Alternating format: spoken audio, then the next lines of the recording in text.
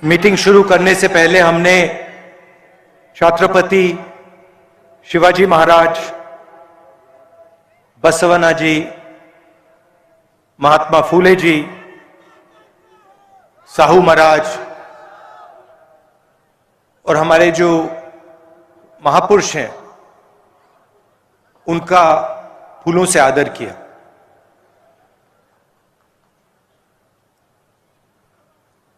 ये जो हमने आदर किया, इसका मतलब क्या है? ये हमने किस कारण किया, क्यों किया? हमने इसलिए किया क्योंकि इन लोगों ने अपनी जिंदगी, पूरी की पूरी जिंदगी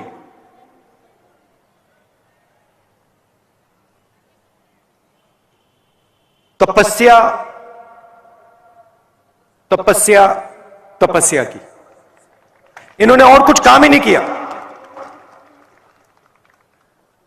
और जब इन्होंने तपस्या की, इनके दिल में जो थोड़ा सा अहंकार था, उस तपस्या ने उस अहंकार को मिटा दिया, खत्म कर दिया, समाप्त कर दिया। और फिर इन महापुरुषों और जनता का जो रिश्ता था,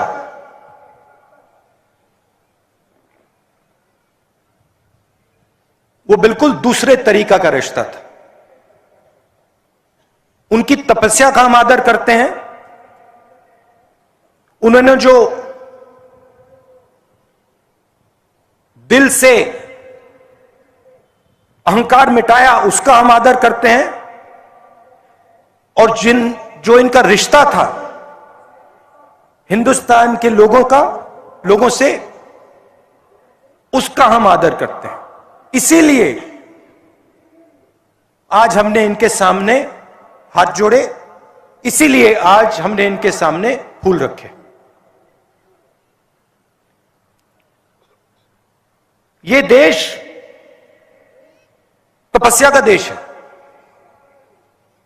अब देखिए,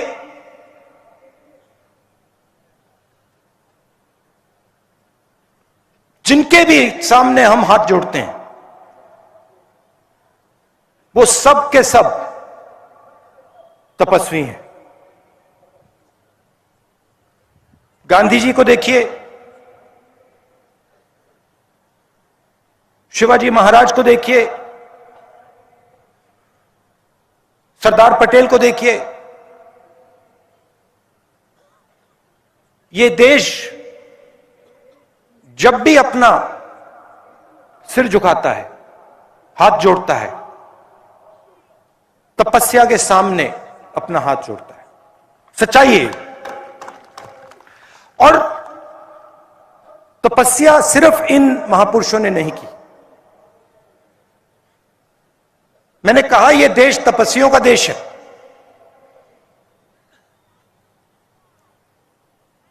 इस देश के किसान भी तपस्या करते हैं, दिन भर तपस्या करते हैं।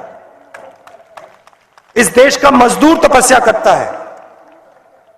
इस देश का छोटा व्यापारी तपस्या करता है। मगर आज इस देश में उसको तपस्या का फल नहीं मिलता। वो मर जाए, पिस जाए, 24 घंटा काम करे, उसे तपस्या का फल नहीं मिलता। पूरा का पूरा फायदा जो किसानों को मिलना चाहिए,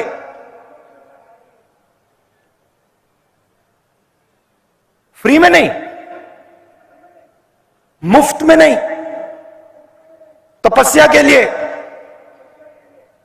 देश को खून पसीने, मजदूर के हाथ फट जाते हैं, खून निकल जाता है, तपस्या का फल नहीं मिलता।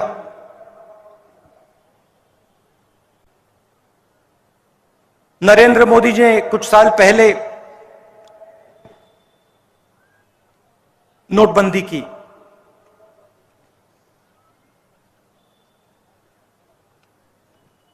आठ बजे रात को कहा,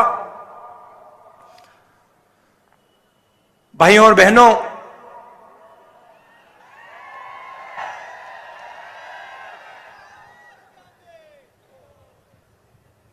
भाइयों और बहनों, मैं 500 रुपए, 1000 रुपए का नोट रद्द कर रहा हूं।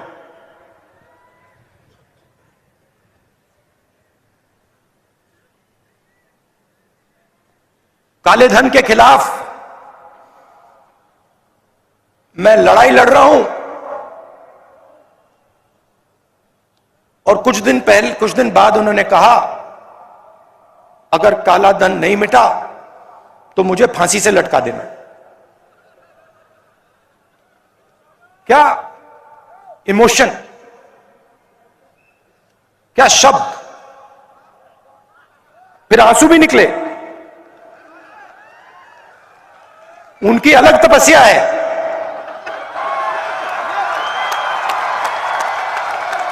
तपस्या है मगर अलग है। वो तो आपको दिखता है आंसू वाली। खैर, नोटबंदी की, गलत जीएसटी लागू की, 5 अलग अलग टैक्स,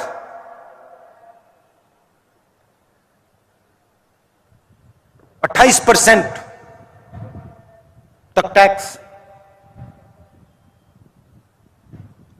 आजाद हिंदुस्तान में पहली बार किसानों पर टैक्स,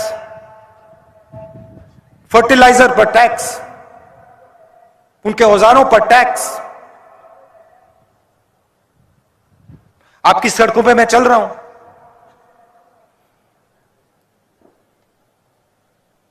लोग कहते हैं 3500 किलोमीटर चल रहे हैं, कोई मतलब नहीं है। यह आप मत सोचो कि मुश्किल काम है, मुश्किल काम नहीं है, आसान काम है। आप यात्रियों से पूछ लो, बैठे हैं वहां पे, बताओ भाई आसान है मुश्किल है? आसान है मुश्किल है? आसान है। आसान क्यों है? हम नहीं चल रहे, हम अपनी शक्ति का प्रयोग नहीं कर रहे हैं। आपका प्यार, आपकी शक्ति हमें आगे धकेल रही है।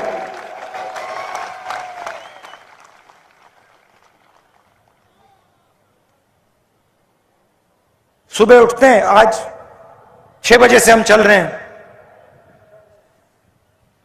8 बज गए, थकान नहीं है। अजीब सी बात है, आप उनसे पूछो। सही बोल रहा हूं ना? बोल रहा हूं ना सही? थकान नहीं है। ये पूछते हैं मुझे, जब मिलते हैं पूछते हैं, राहुल जी ये क्या हो रहा है, हमें थकान क्यों नहीं हो रही?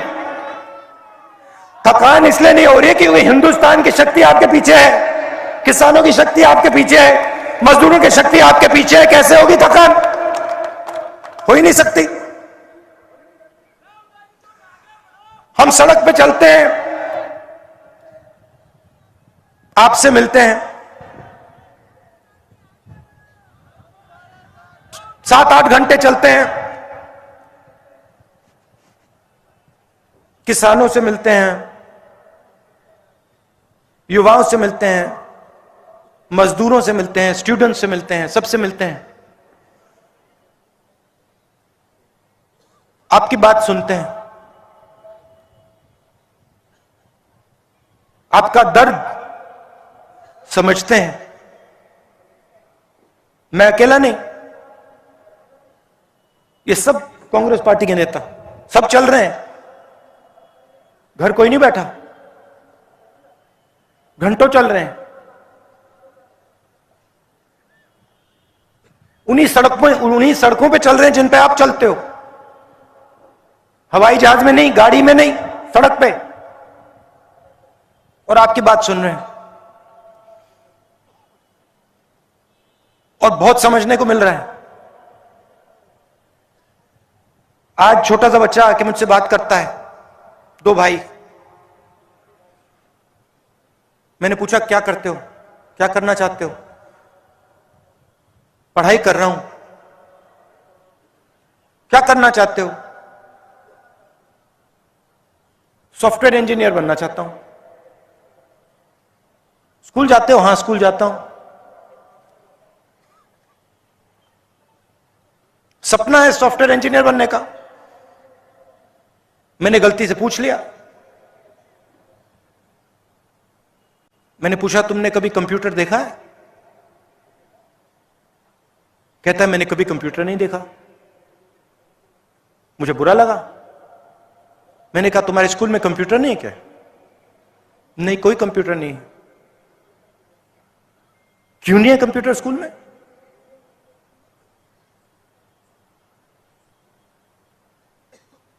क्योंकि हिंदुस्तान का पूरा धन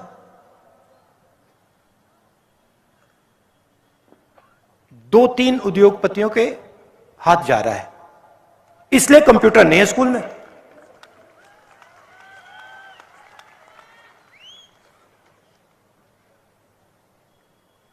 और वही बात किसान के साथ एमएसपी नहीं मिलती। क्यों नहीं मिलती? कर्जा माफ नहीं होता। क्यों नहीं होता?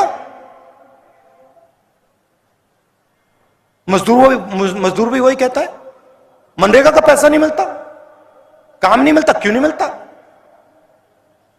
भाई और बहनों, पैसे की कोई कमी नहीं है इस देश में। पैसे की कोई कमी नहीं है। यहां पे हमारे किसान भाई बैठे हैं ना, आपने पंप देखा है ना, जो ट्यूबवेल वाला पंप होता है, उसको ऑन करते हो पानी निकलता है ना, वैसा ही पंप लगा रखा है। हंसो मत, आपके जेबों में से पैसा निकाल रहा है वो पंप।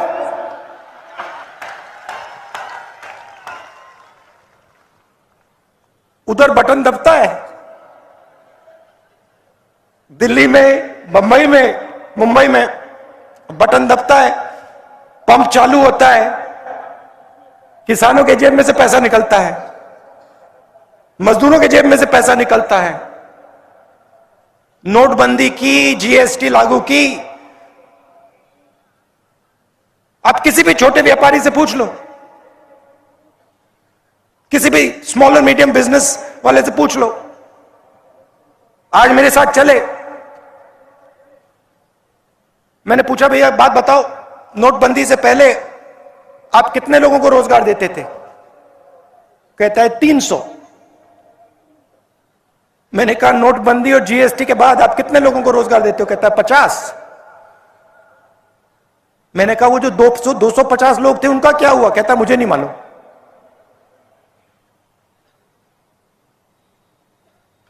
नोटबंदी और जीएसटी ने यह काम किया है। जो हिंदुस्तान की रीढ़ की हड्डी थी, जो रोजगार देती थी, जो छोटे व्यापारी, किसान, स्मॉल और मीडियम बिजनेस जो चलाते हैं, जो लाखों बिजनेसेस हैं, मगर हर एक बिजनेस 300, 400, 500, 1000, 2000, 3000 लोगों को रोजगार देता था, उन सब को खत्म कर दिया।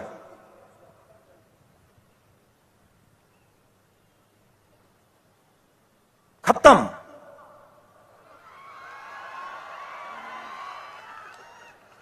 बहाना बनाया कि काले धन को हम मिटा देंगे और हिंदुस्तान की रोजगार की रीढ़ की हड्डी को तोड़ दिया। मैं पूछता हूं आपसे, कितने 8 साल हो गए नोटबंदी के बाद? 8 साल हो गए ना? 6 साल, 6 साल हो गए, काला धन गायब हो गया,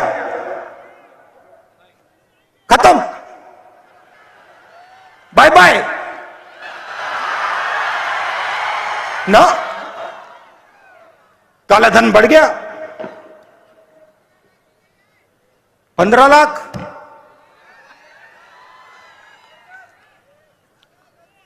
हाँ,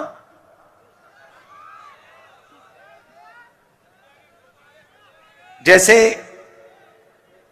जैसे आपके जो बड़े प्रोजेक्ट्स हैं ना, महाराष्ट्र से गायब हो रहे हैं। फॉक्सकॉन का प्रोजेक्ट गायब हो गया, एयरबस का प्रोजेक्ट गायब हो गया, वैसे ही 15 लाख गायब हो गया, खत्म।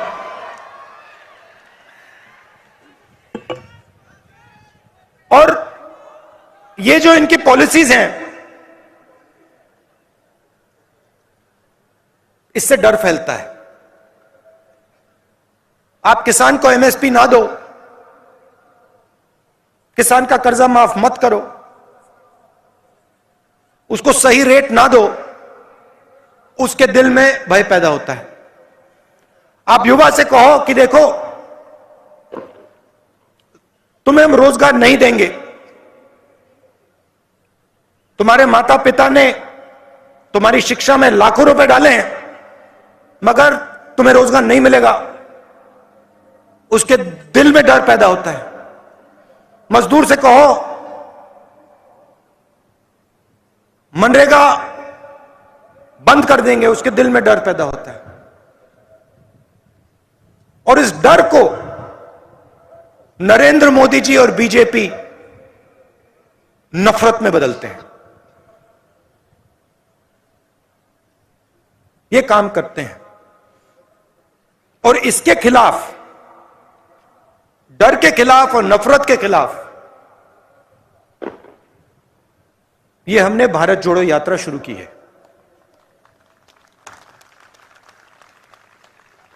कन्याकुमारी से श्रीनगर तक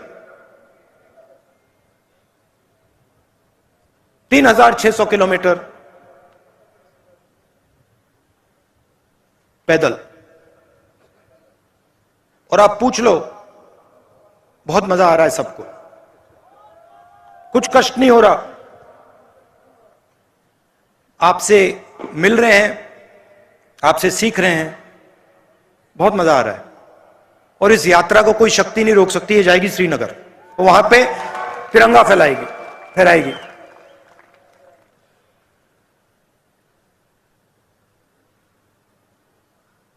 आपने, जैसे मैंने पहले कहा, अपनी पूरी की पूरी शक्ति, पूरा प्यार आपने यात्रा को दे दिया। यात्री चल रहे हैं, मगर लाखों लोग हमारे साथ चल रहे हैं। कन्याकुमारी से लाखों लोग इस यात्रा में शामिल हुए हैं और आप हमें शक्ति दे रहे हो, हमारी मदद कर रहे हो। इसके लिए मैं आपको दिल से धन्यवाद करना चाहता हूं।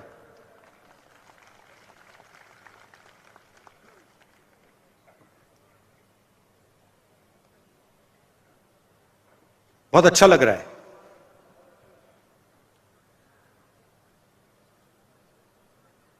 बात मेरे दिमाग में आई, पता नहीं कहां से आ गई। बोलूं? शायद नहीं बोलनी चाहिए। बोलूं? थोड़ी कंट्रोवर्शियल हो जाएगी। बोल डालूं? बोल दूं? तो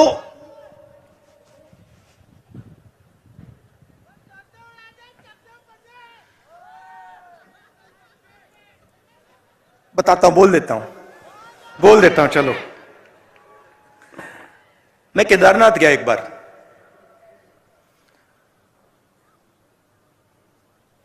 वहां के हमारे चीफ मिनिस्टर थे,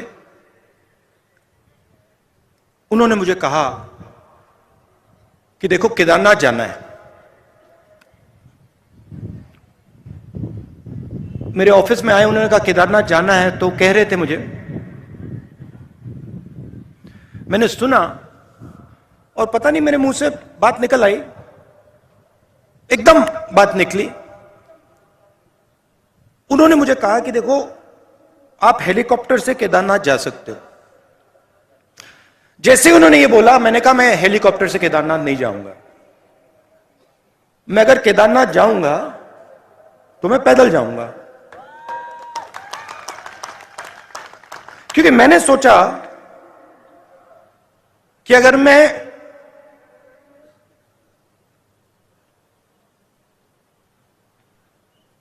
शिव के मंदिर में जा रहा हूं, जो मतलब मैंने तपस्वी की बात की, जो सबसे बड़े तपस्वी थे, अगर मैं उनके घर जा रहा हूं तो हेलीकॉप्टर में जाने का कोई मतलब ही नहीं है। मतलब मैं तपस्वी के यहां जा रहा हूं और मैं 15 किलोमीटर तपस्या नहीं कर सकता क्या?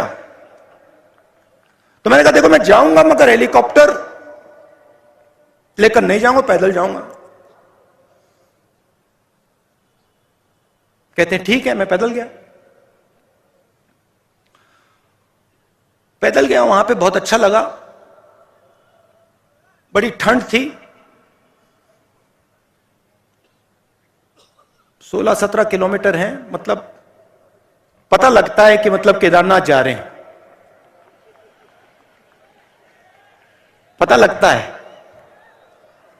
मैं वहां पहुंचा, वहां पे कोई उद्घाटन था। जैसे मैं मंदिर में घुस रहा था, वहां पे एक आरएसएस के नेता मिले।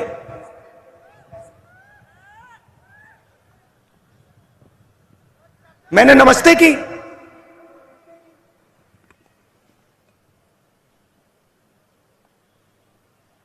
कैसे कहूं, सीधा बोल देता हूं, वजन उनका काफी था, तकरीबन देखो 100 किलो तक था।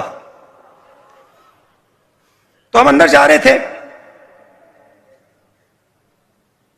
और उनके पास, उनके साइड में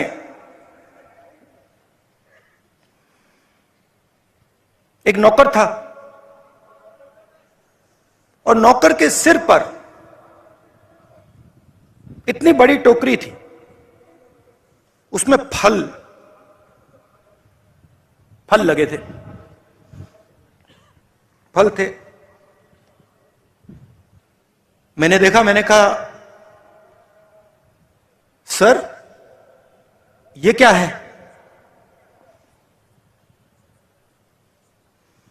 कहते हैं ये मैं फल शिव जी के चरणों पे डालने के लिए लाया हूं। एकदम मैंने सोचा आप नहीं लाए हैं, आपका नौकर लाया है। मगर जो दिल में होता है, मैं कभी कभी बोलता नहीं हूं, चुप हो गया मैं। मैंने कहा बहुत अच्छा।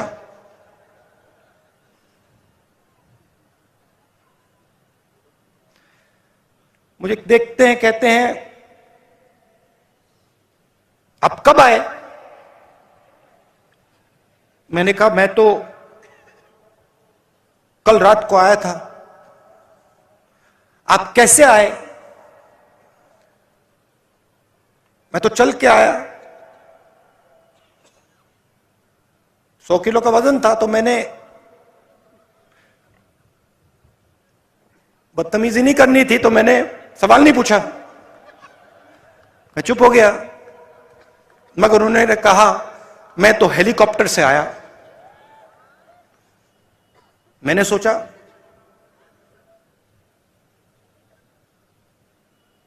अब आ गया दिमाग में, मैं क्या करूं? मैंने कहा आप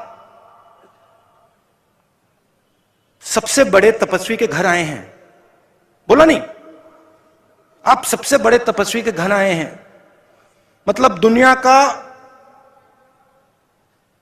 सबसे बड़ा, और उसके घर आप हेलीकॉप्टर से आए। कुछ नहीं कहा, चुप हो गया। चलिए,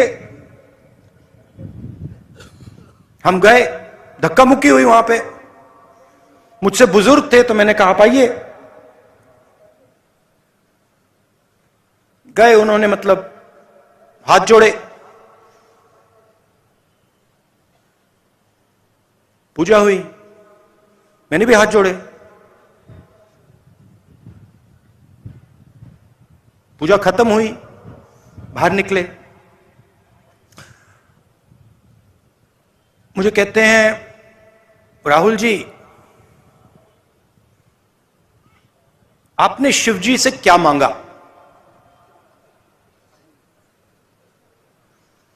मैं चुप हो गया। मैंने कहा भाई साहब आप बताइए आपने क्या मांगा? मैंने सोचा पहले उनसे पूछ लेता हूं। मुझे कहते हैं राहुल मैंने सेहत मांगी, सेहत मांगी। 100 किलो का वजन,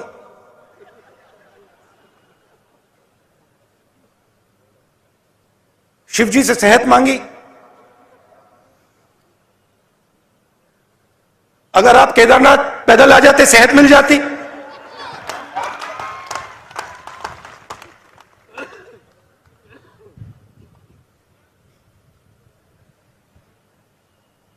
मैंने उसको बताया नहीं।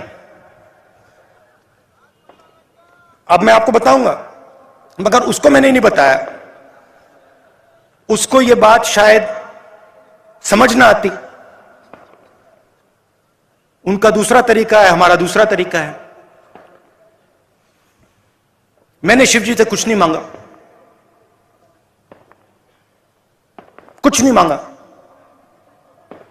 मैं गया, मैंने हाथ जोड़ा और मैंने शिव जी से कहा, शिव जी का धन्यवाद किया कि आपने मुझे रास्ता दिखाया है।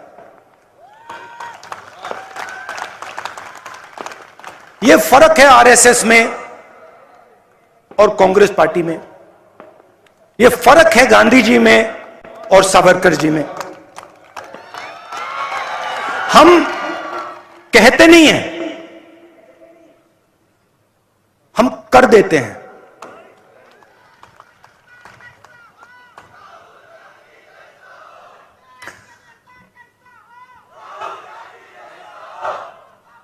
और ये जो मैंने बोला आप सब समझोगे। देखो हमारे सारे कार्यकर्ता हैं, हमारे सारे नेता हैं, ये आप सब समझ जाओगे। ये जो महापुरुष हैं, शिवाजी महाराज, फूले जी, अंबेडकर जी, गुरु गोविंद सिंह जी, मौलाना आजाद जी, जब हम इनके सामने हाथ जोड़ते हैं, हम इनका धन्यवाद करते हैं। हम इनका इसलिए धन्यवाद करते हैं कि इन्होंने हमें रास्ता दिखाया है, इन्होंने हमें जीने का तरीका दिया है। तो यह मैं आपसे कहना चाहता था। आप सबका बहुत बहुत धन्यवाद। आपने इतना प्यार दिया, इतनी हमारी मदद की। नमस्कार, जय हिंद।